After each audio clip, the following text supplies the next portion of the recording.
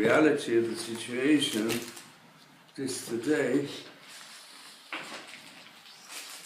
we need a lot of clarity to be able to understand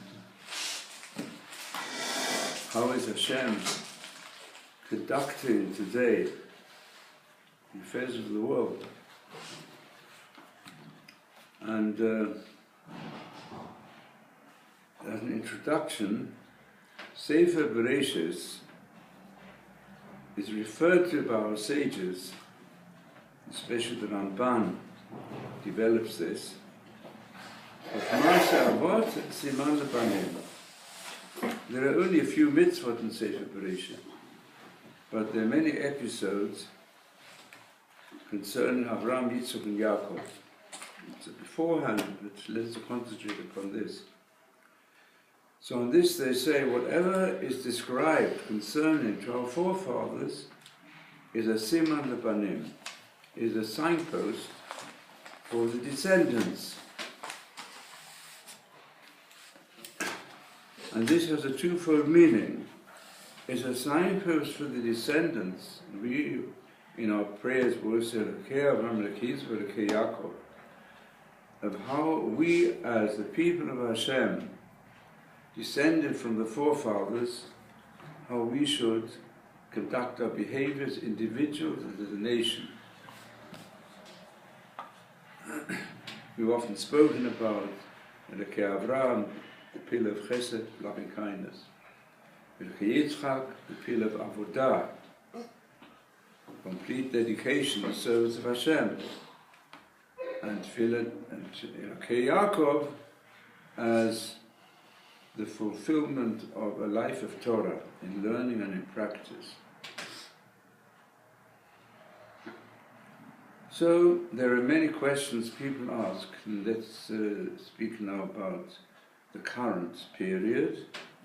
They ask on what we're told about Yaakov. And Yaakov's mother said, you've got to deceive Yitzchak. She didn't want to do, but he did it. And what did Yitzchak have in mind when he gave the blessing to Yaakov, thinking it's Esav? Then he said, Gam Baruch Yeh. So, the explanation at a deeper level given by our sages is as follows. The prophecy already given to Avraham is from him there will come the people of Hashem, through whom will be blessed all families of the earth. And when he had no child, only Ishmael, Avraham hoped Ishmael, whom he knew was a bit wild,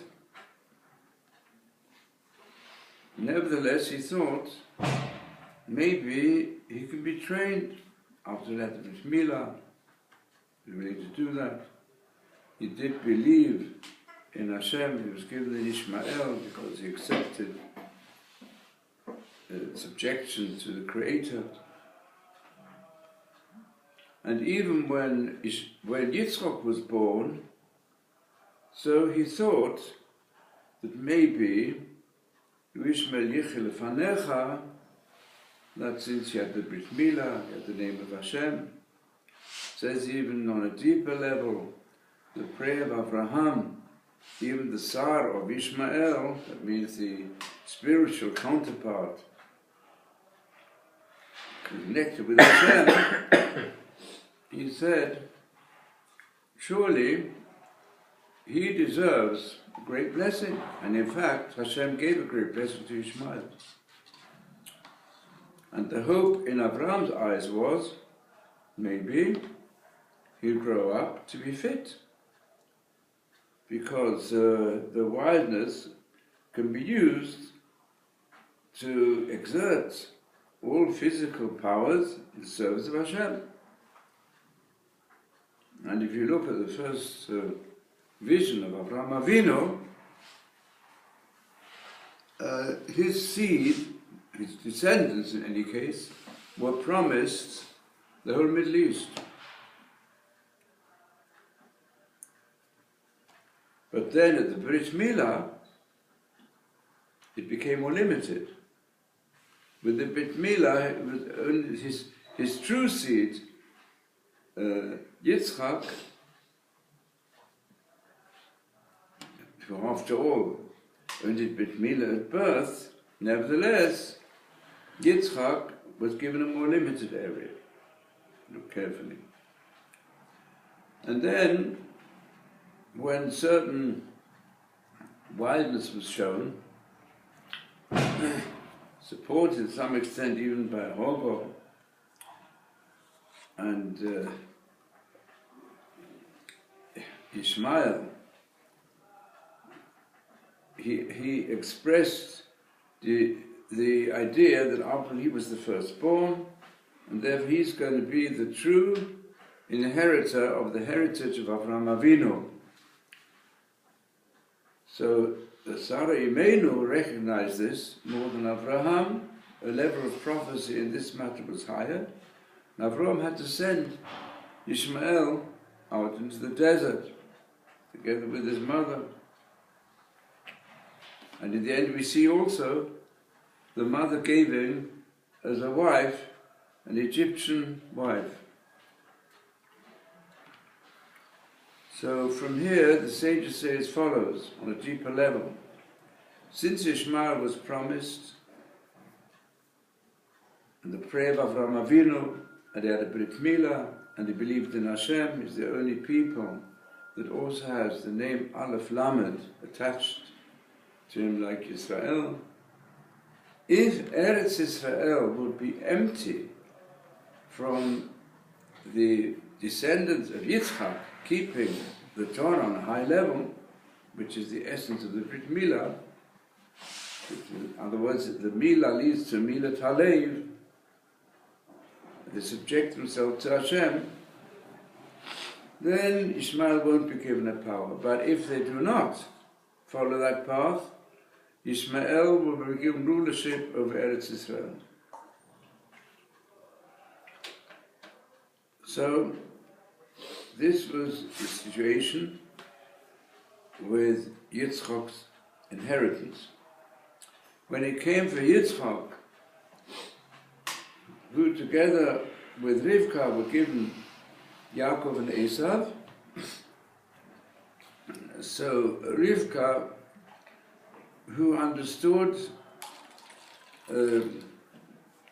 what it means to be surrounded by swindlers and evil people. But she'd done teshuvah. But she was nevertheless brought up in the home of Besuel and Lavan. And Yitzchak, because he was so dedicated to Hashem, when he was about to be brought as an offering, so the angels cried, the Midrash says, and their tears fell into the eyes of Yitzchak, which blinded him, made his eyes weak. What does this mean? He was so dedicated to Hashem that he couldn't see anything evil in other people. I found it difficult. Nevertheless, he knew that the son Esau was an Ish Sadeh. He was nevertheless a man of the world who hunted, but never sighed befiv. He knew also how to deceive his father a bit, but he honored his father very much. But this was partly a camouflage for all his evil deeds, and Rivka knew it. And therefore Yitzchak thought, maybe he'll become part of the nation of Hashem. And although he knew that he wasn't on the saintly level of Yaakov, so he thought, Yaakov, he'll dedicate himself to Torah, to learning, Yishtam, Yoshebu Alim. And Esav will deal with the national affairs. Because national affairs, you need to be a man of the world. You need to be able to deal with other nations who want to attack you. You need to set up defense. You need to look after the economy and after the materialistic needs of the nation, which will leave Yaakov the ability to dedicate himself entirely to learning, to Torah and to saintliness. That was his plan. And therefore he wanted to give a physical, materialistic blessing to Esau, and he should cooperate with his brother. The brother would deal with Ruchnius, and he will deal with Gashmius. That was his intention. And you look carefully, there's one pasuk in that whole episode. Yaakov really refused. He said to his mother, I can't do so. Anochi ish chalak, he said. Esav achi ish sa'ir. My brother Esav, he is a hairy man. The hair is the most external part of the body. He's an external man. And also already knows how to deal with the physical world.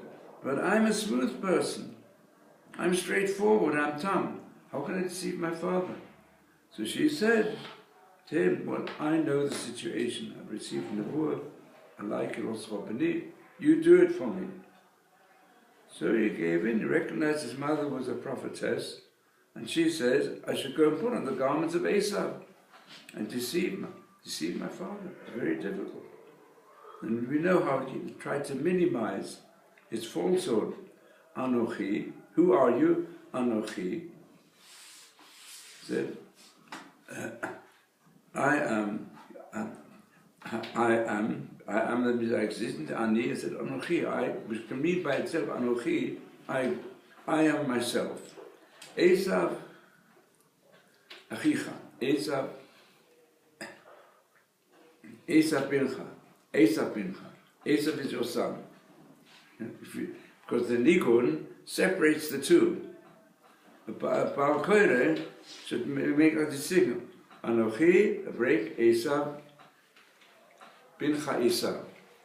Your son is Esav. In order to minimize the lies he had to tell, he worked hard. Then when Esau walked in, that says, these are the highest Nikud in the Pasha. It said, in the Pasha before, from last week, the week before, Vayecharad Yitzchak Charato B'Tola Ad Mo'od. This was the Pasha, the highest Nikunim. He was trembling, with enormous trembling, Yitzchak. Why? Because he realized he'd been deceived by his son, Yaakov, whom he thought it's impossible for him to deceive. Yeah? But then how does that pasuk end? You know how it ends, that pasuk? Gam Baruch Yeh. Who? I want Yaakov to get that bracha. He changed his mind. Why? Because he said, if Yaakov also has the ability, the potential, from him can come a nation that's also able to deal with deceivers, then I don't need Esau. Well, I thought I would need Esau because I need something in the future. I'm going to need other tribes. I'm going to need a tribe from Zevulun who deals with commerce internationally. And in business, if you want to remain honest, you've got to be able to recognize swindle and have nothing to do with them. And if you're dealing with enemies who use all types of lies to go and damage you and do harm to you, you've got to uncover them. So you've got you've got a high intelligence service that can come from Yehuda. Otherwise, these are all parts of the character of Yaakov.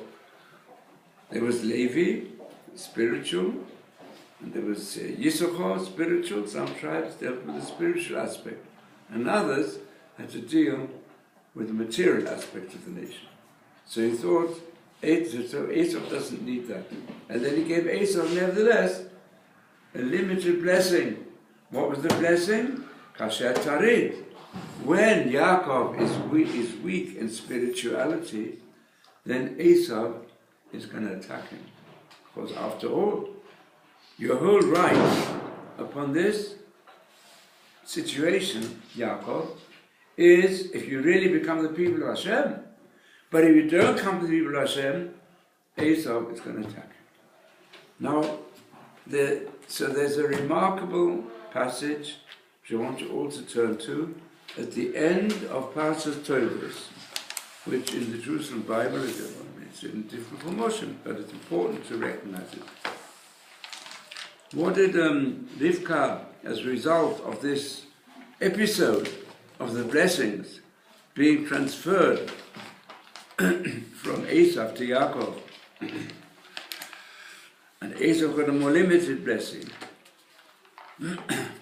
So Rivka said to Yaakov, look, he wants to kill you.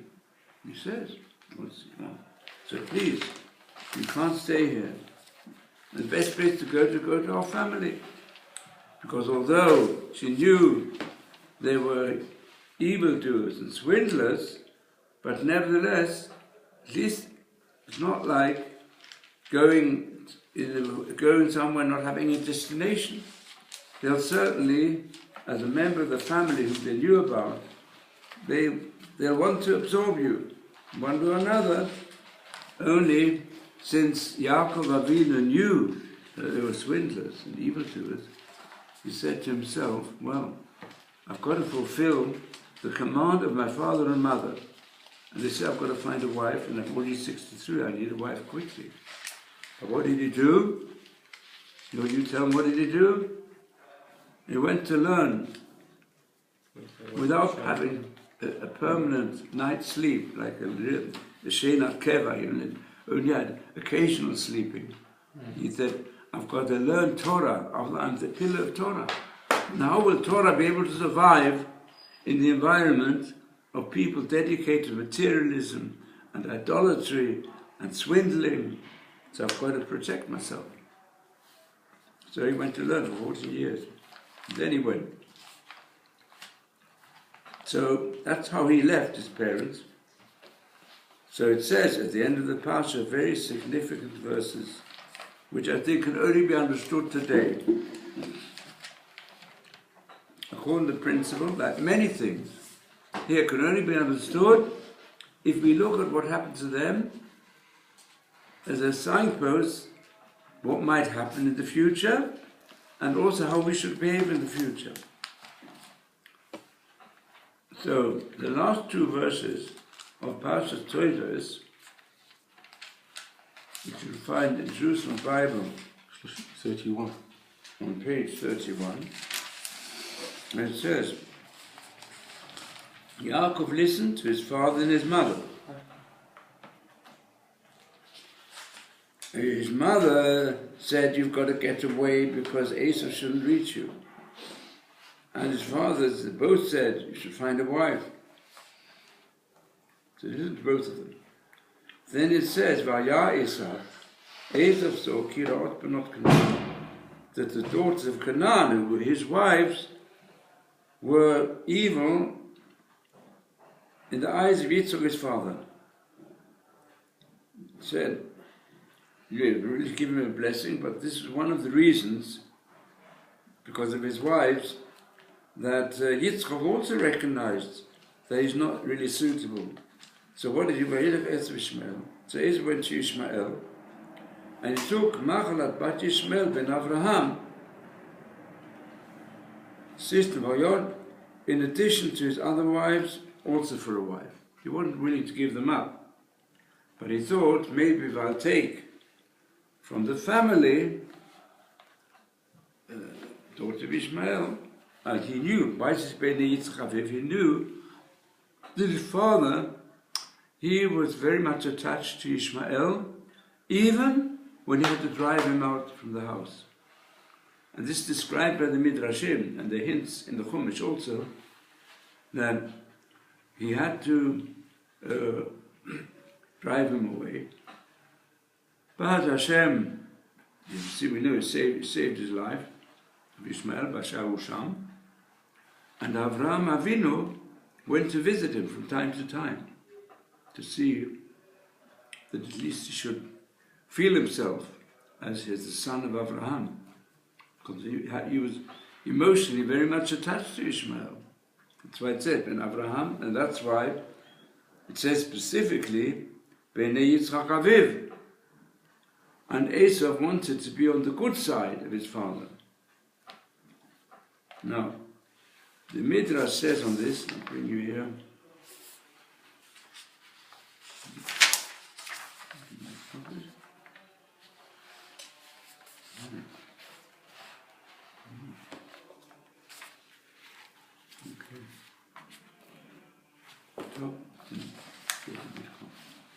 So, I'll tell you the Midrash.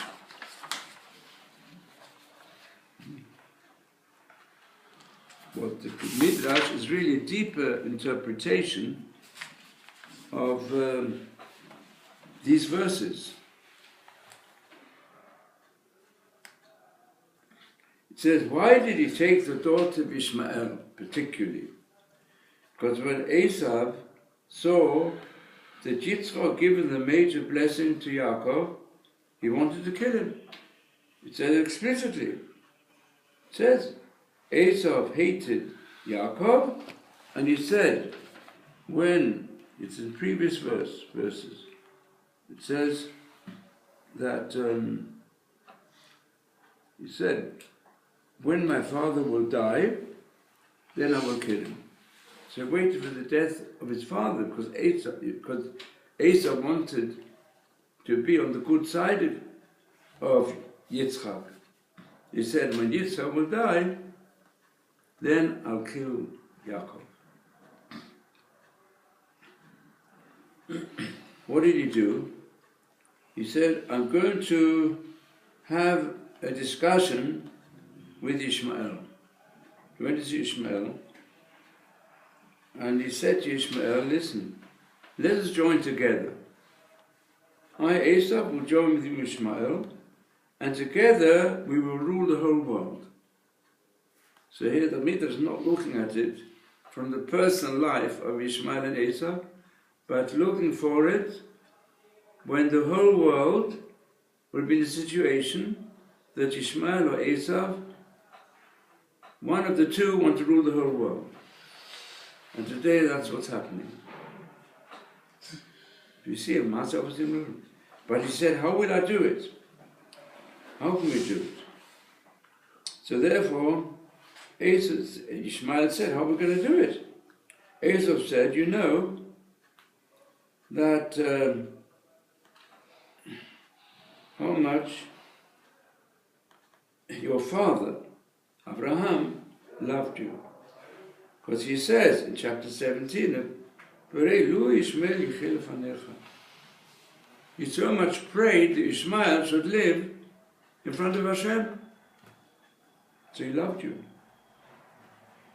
But what happened? When Yitzchak, your brother, was born, your father came and changed his mind. What did he do? He drove you out from the house with nothing, just with a bit of water. There's nothing, didn't give you any of his wealth at all. And when there was no water left, you almost died. He did not permit you to inherit from all his enormous wealth even one pruta, even $1. He didn't give you. Didn't help you at all. Because it says, Vayiten Avram kol asher lo Yitzchak, gave everything to Yitzchak, and nothing to Ishmael. He left you with nothing. And not enough. But Yitzchak, my father, all the troubles he caused you. But what happened? By doing it, he excluded me as well. And now also, Yitzchak, he excluded me as well. So now you know that it's not fitting that a son should kill his father. You know, my father, he did evil to me. He also excluded me more or less from the heritage. But I can't kill my father, Esau says. But when a brother, who's even the firstborn, Ishmael, and he's excluded from inheritance, so he's got justification to go and kill the one who wants to take it away from him, and actually did take it away from him. Therefore, I'm suggesting to you, Ishmael, you can kill Yitzchak. And where did I get it from? I did not tell. After all, he took away from him all possessions. And he says that, Cain killed Hevel because Hevel was going to take away things from his firstborn brother. Cain was born first. So why does Hevel take away the blessing that comes to the firstborn? So therefore,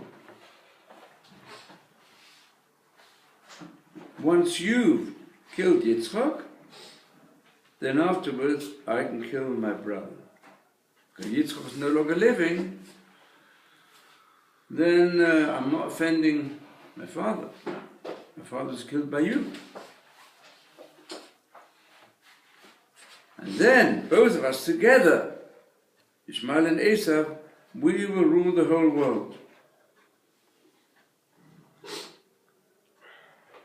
So Ishmael said to him, it's a good idea, a good plan you've got in mind, but I don't trust you, because you're not stable. You're a big deceiver. Inside the field. How can I trust you? So he said to him, Esav said to him, okay, I'll go and marry a daughter. I'll become your son-in-law.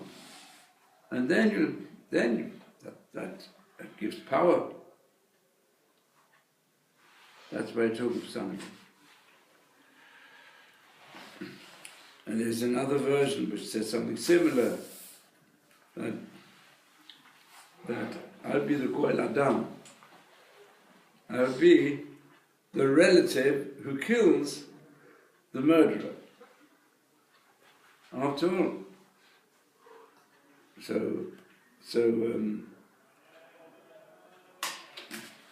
In the end, his intention was even to kill him. It means that starts all the battles. I think he's got a right as a Goel Adam to kill the murderer. So here we see what's happening today. The combination that will come at the end of days, it says in the prophets, the last kingdom. So here there's an interesting debate amongst the Midrashim and the classical commentators.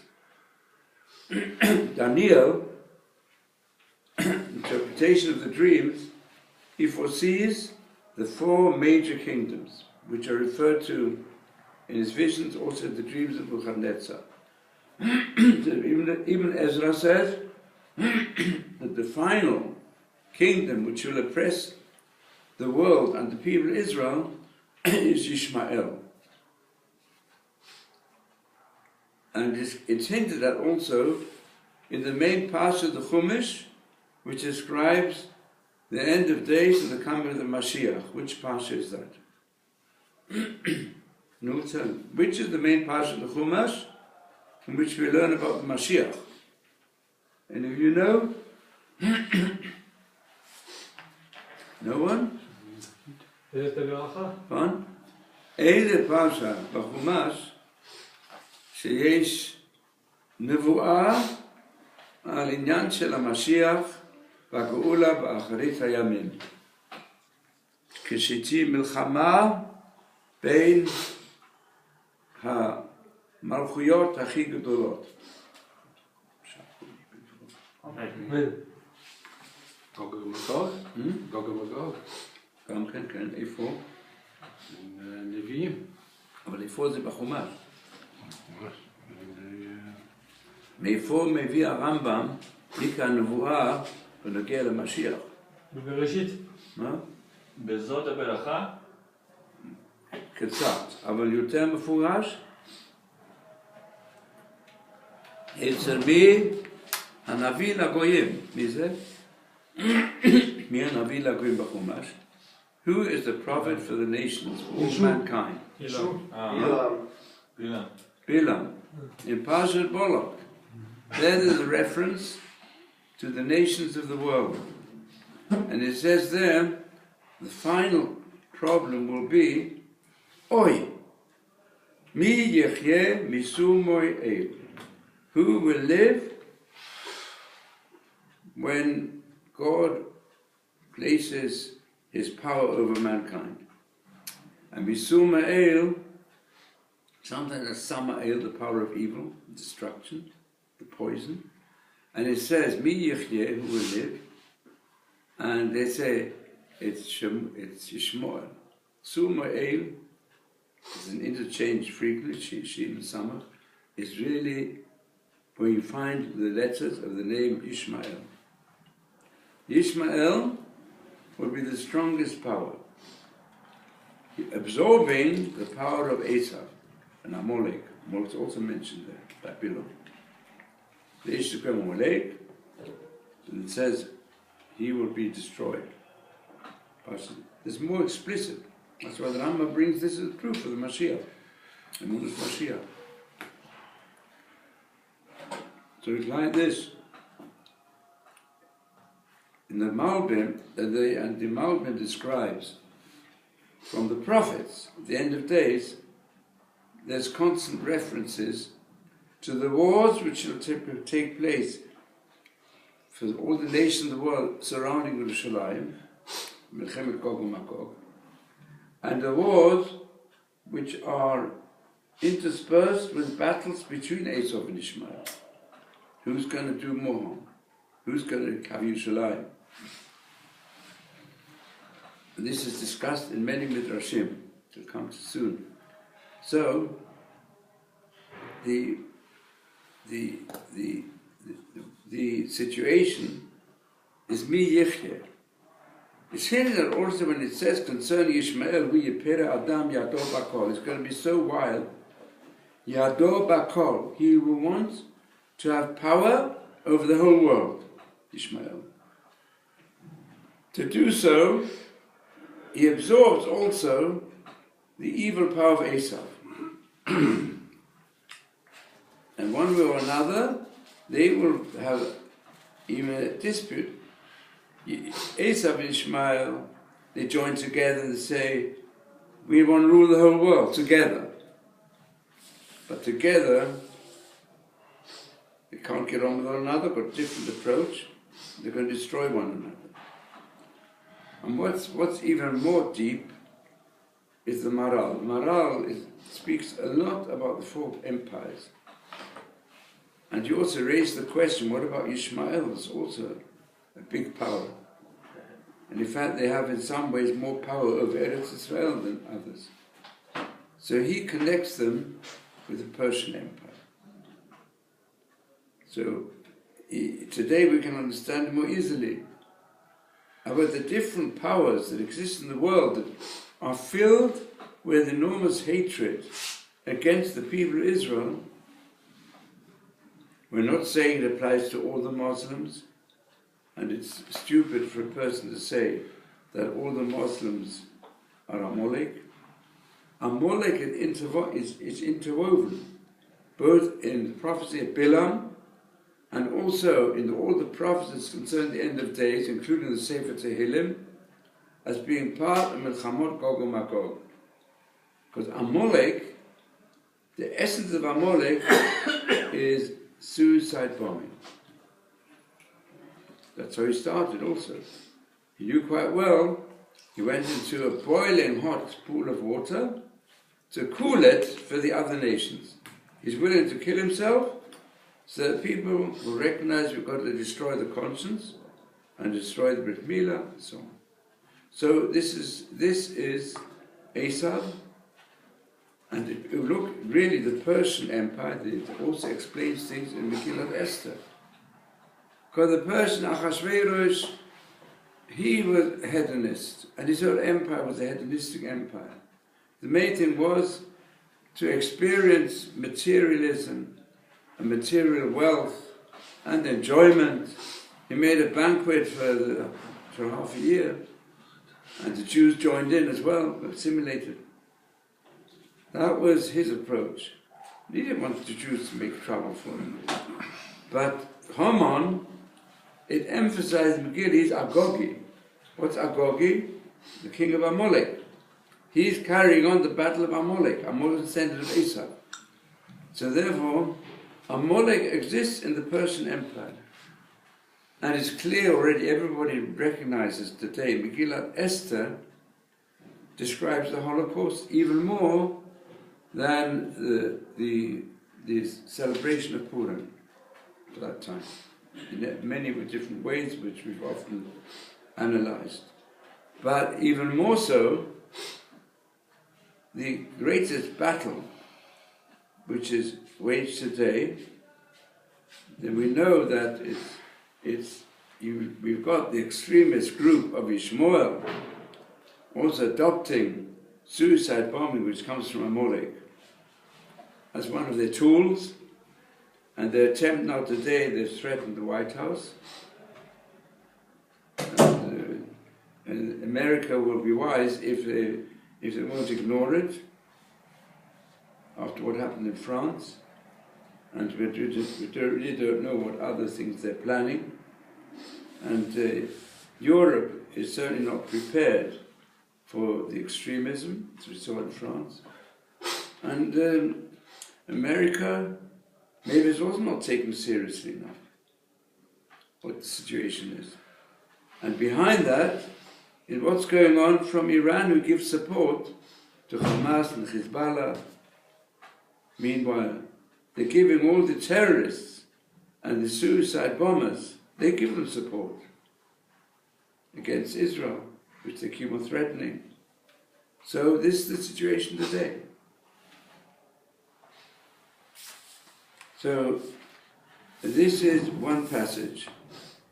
Now, truth is, if we turn now to the beginning of Vayetze, Yaakov went to. Now what did you see? He experienced the greatness of the Har HaBayis.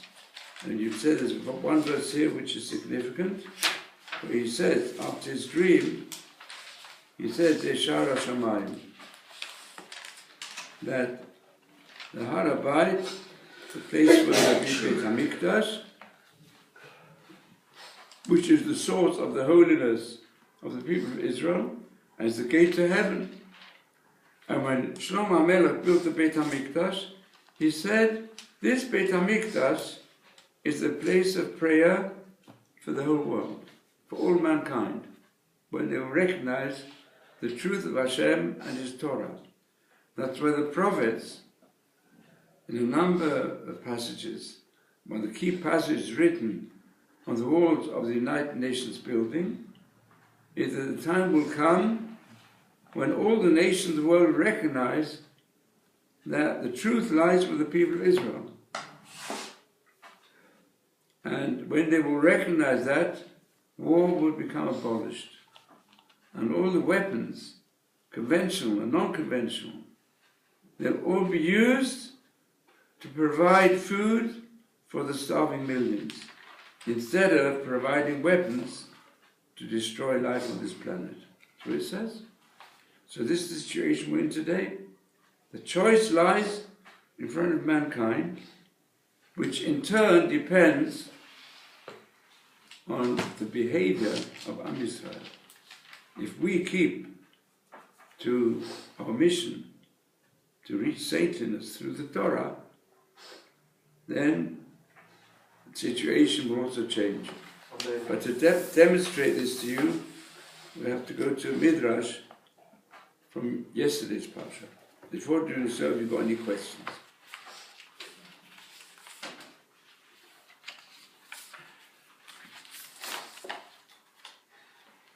No questions? This was why is it the Muslims do all the killing and the upsets in Europe, but they still hate the Jews? Why is that? They still hate the Jews. They don't hate the Muslims. They still hate the Jews, and there's more anti-Semitism in Europe now than any time. So why is this sort of changed around? Which way is it changed around? Because the Muslims are killing people. The Muslims are killing French people. Yeah. But the French people hate the Jews, they don't hate the Muslims. Maybe so now, but the anti-Semitism is growing all the time. Because Esav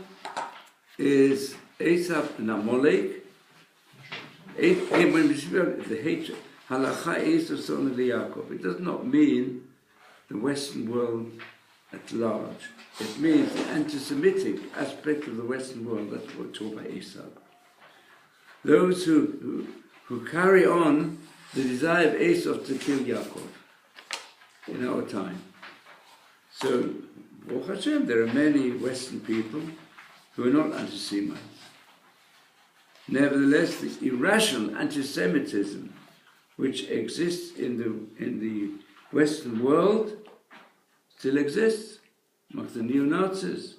Not only that, Yishmael have combined with Esav the power of Esav, the power of anti-Semitic extreme power, which existed in the Holocaust and found its most terrible results in the Holocaust. They were absorbed already by the extremist fundamentalist interpretation of Islam before Hitler started. Yeah.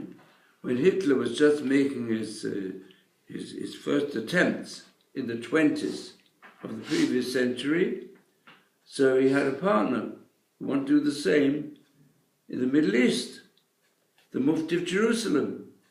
And he massacred Jews, and he even massacred Holy Shiva in Hebron in 1929, and made Jews in Jerusalem were massacred. We said it's part of the Yichad.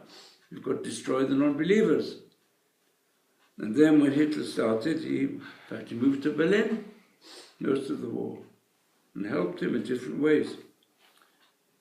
And then after the war, gradually, the extremist elements in the Muslim world more or less took the upper hand for so many Muslim states and groups.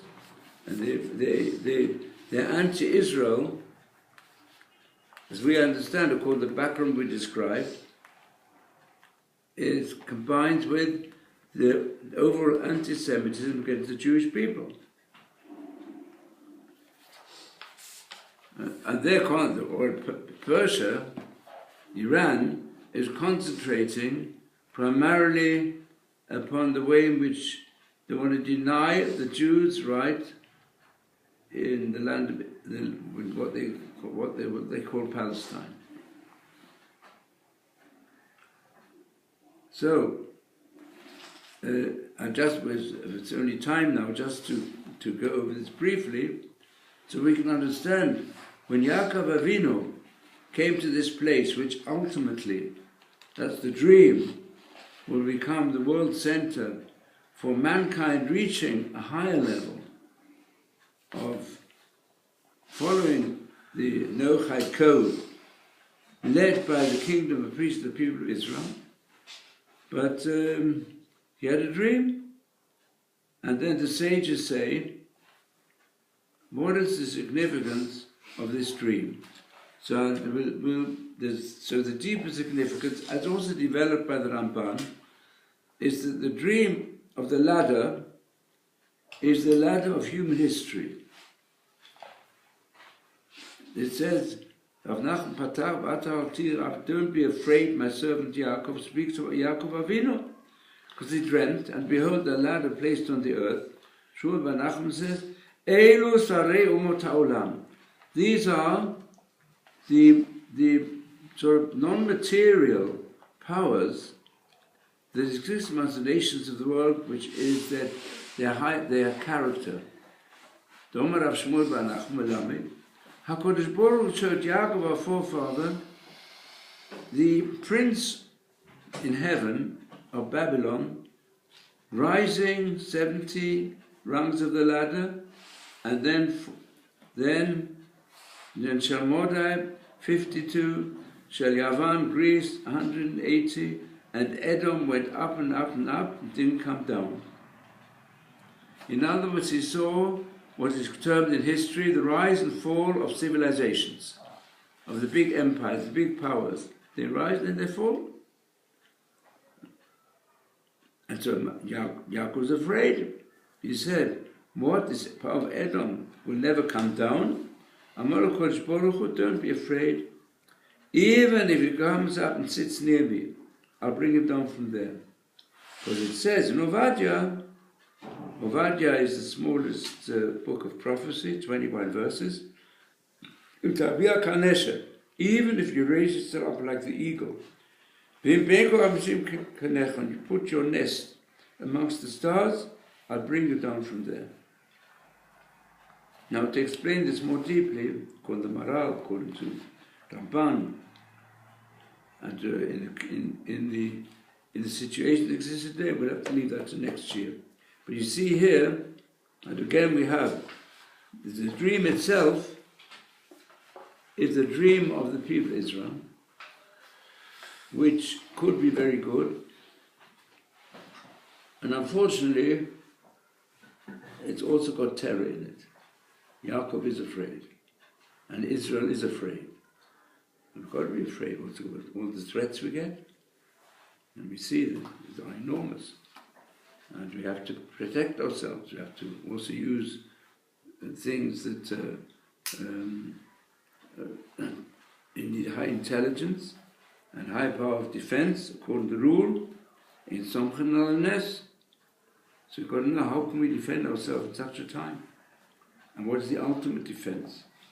And this is really we're in this situation today. Atira Avdi Yaakov. Israel is afraid what's going to happen. What's happening? What's happening in Europe? We see what's happening. The anti-Semitism, which exists still, unfortunately, in the European population, is saying, many of them, that the attack that comes upon us is all because of the Jews, which is the regular claim which has been made by the anti-Semites. And then we find the big powers, they're repeating the pact which brought the Holocaust. So the Jewish people have to be afraid everywhere. We've got to protect ourselves. So here we'll find out now what's the protection. So that'll leave to next year. Okay. So I want you to have a look at this passage from Rav Dessler. It's first the Marali brings, then Rav Dessler develops it further, and it's very important. I think it's important understanding of what has been the relationship between Hashem and Am Yisrael since we started, since the time of our forefathers.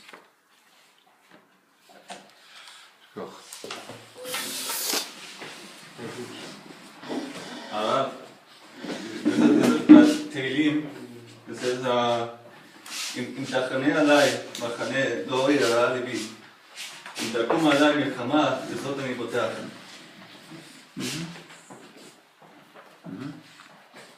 That's right. So, well, here also, the rabbi is saying that we should be afraid, but the Melech is telling us, don't be afraid because Hashem is with us. Yeah, Hashem even says Hashem says to Yaakov, Al tira avdi Yaakov, don't be afraid, because I'm with you. Yeah, because Hashem is with us. But I've got to make sure that Hashem is with us. That's the important thing. In fact, it sees the Malachim going up and down, but they're only Malachim. But Hashem stands above the ladder and says, you don't have to be afraid, I'm Israel, because I'll always be with you. I'll never forsake you. Right. Okay? So, but the rabbi said that we still need to be afraid. So, I don't understand. Like, I meant it in the way that naturally we're afraid, but supernaturally that's the power of tefillah.